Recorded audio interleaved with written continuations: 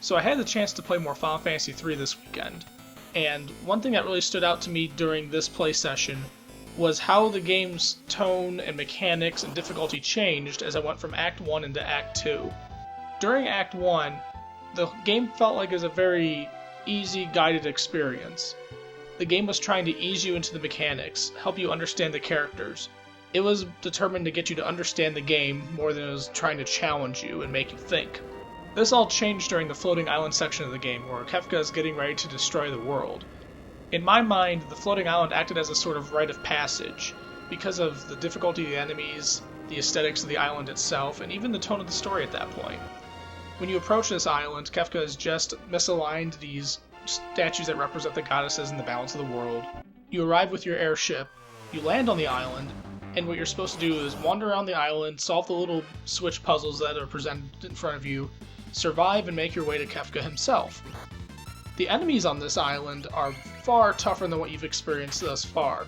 Some of them cast abilities that lock up members of your party. They can knock members out of combat altogether. They can even do several attacks against a particular character before you may even react. This to me was a big preview of things to come once the floating island segment is completed.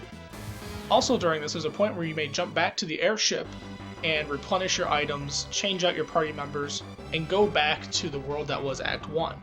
Only after completing the challenges presented in the floating island do you then transition fully into Act 2 and there's no going back. So in this way, it gives players an opportunity to practice and adjust as the game's tone and difficulty change. The challenges presented in the Act 2 style gameplay really force a player to make better tactical decisions about their party.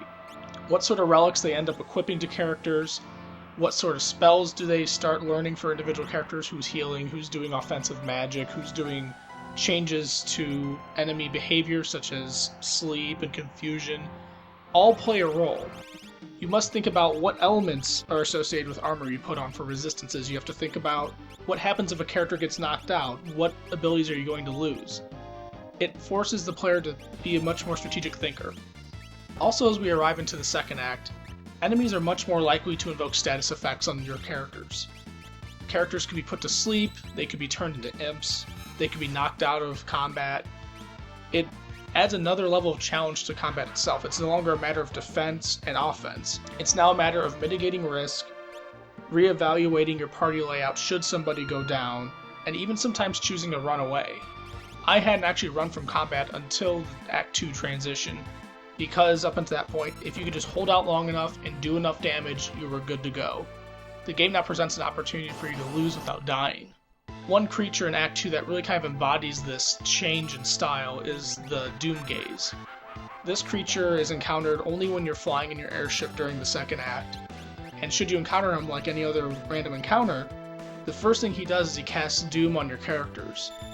And while it's incredibly likely that they won't all get hit, those that are hit will instantly be KO'd, dropped to 0 health.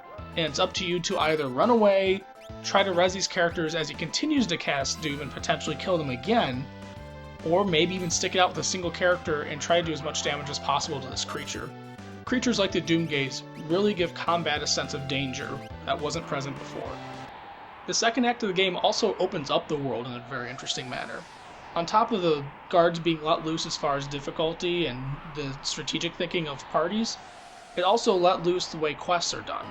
In Act 1, generally, everything was a very guided experience. You had one objective to head towards, one plot point to complete, and once that was done, you moved on to the next one. It's very serial in nature, and in that way, there's never ambiguity about where to go. With Act 2, however, you're presented with several goals at once, and you're not given an explicit direction on where to go. Instead, you're forced to go from town to town, talk with NPCs, and kind of figure out where your characters in your party have spread to since this 1 year past the floating island event. You're forced to figure out where these 8 dragons are that you're intended to fight, creatures that are very much aligned with a particular element, and force you to change your strategy because you're going to face all the elements through these dragons, and even how to re-equip yourself with better items, with vehicles. You have to traverse this world and just find out what's there. And not only as you discover these towns and unique locations do you begin to get the full picture on what the objective is. And on top of learning the objective itself, you're also given hints to what Kefka's influence on this world has been. it uses this opportunity of exploration to allow you to dig into the story in a non-linear manner. Those two melding together really keeps the game feeling fresh and engaging, just as it always has with Act 1. Instead of introducing diversity in a serial fashion, with well-designed variants in set pieces and story elements as Act 1 did, Act 2 just makes the world a varied world. By virtue of you exploring and finding different things, you're going to learn different details and have to solve different puzzles. Final Fantasy III maintains that goal of keeping the game fresh and varied by defying expectations, while at the same time increasing the difficulty and forcing you to reevaluate how the game is played.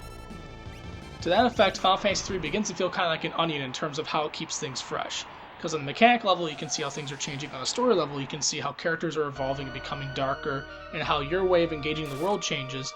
And then on the macro level, you can see even from Act 1 to Act 2, things become darker, they become more difficult, and become more sophisticated. And on all these layers, Final Fantasy III is always changing things up, and it seems that this is essential for a game that's 40 plus hours long.